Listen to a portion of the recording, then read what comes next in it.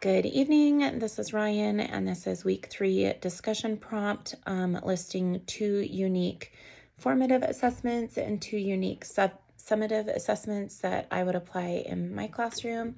I'm on the student teaching model. I don't have a classroom of my own right now. However, I have participated in a couple long-term teaching contracts in the last academic year or two at the upper elementary grade levels in math and science. I think I'll pull from those for resources for tonight's prompt.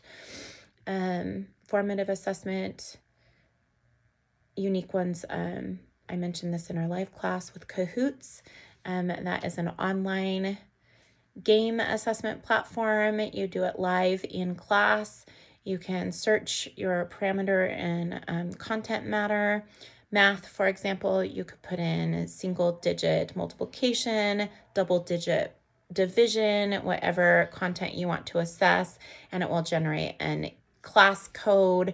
All the students pull out their iPads or Chromebooks and log in class, and it will generate 20 questions, multiple choice for them to compete against each other, successful parts of that assessment for the teacher, or that it lets you know what questions were selected right or wrong, so you find out where students are going awry, if they or if they're all nailing the content materials, so that you know you can move on to a summative assessment, or if you need to revisit certain materials before you get to the unit testing, and then move on to new material.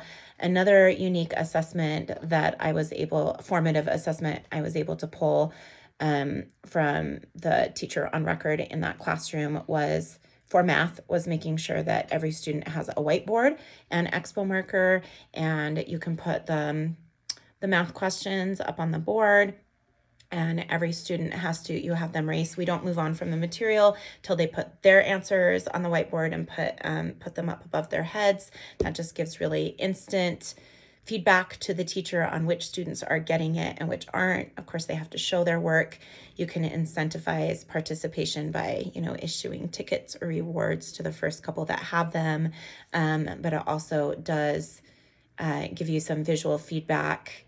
Once the initial students have them up, that gives you an opportunity to look at the ones that are still working on it or are not engaging in the material, so you can kind of assess what is going on in your learning model and where you need to revise how you're dishing out the instruction. For some pitfalls for those, obviously, if the student is not in class, the in-class Kahoot does not work. The whiteboards, you're not getting feedback from them. Those are 2 barriers that I thought of to these. If the students are absent, obviously with the Kahoots, maybe you could just print out those questions and give it to them as a worksheet, or the whiteboards, maybe they could come and talk to you after class so you could get that feedback for them or see how they're working. Summative assessments, I thought of Mad Minutes with math worksheets. That's probably back to 3rd or 4th grade at math, but when you're doing the multiplication, and they have like 30 questions, 30 multiplication facts for like their times 3s, their times 5s, and they don't get to move on until they get all of them correct at that level. Then they can move on to their 6s and things like that. That's probably really good to make sure that they have processed that material to move on.